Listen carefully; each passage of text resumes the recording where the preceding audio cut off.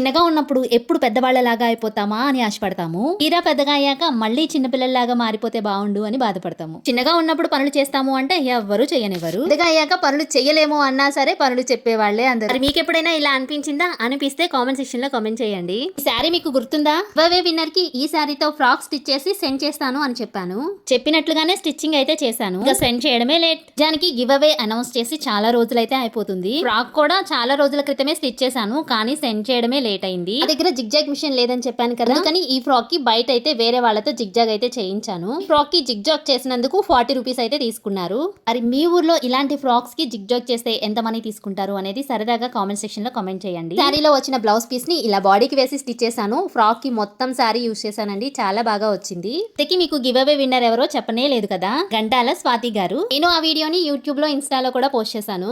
ఆ వీడియోకి అస్సలు రీచ్ లేదు, అలాగే వచ్చిన కామెంట్స్ కూడా చాలా తక్కువ లైక్స్ అయితే వచ్చాయి. ఇన్స్టాలో స్వాతి గారు చేసిన కామెంట్స్ కి ఎక్కువ లైక్స్ వచ్చాయి. ఇక్కడ స్క్రీన్ మీద యాడ్ చేస్తాను చూడండి.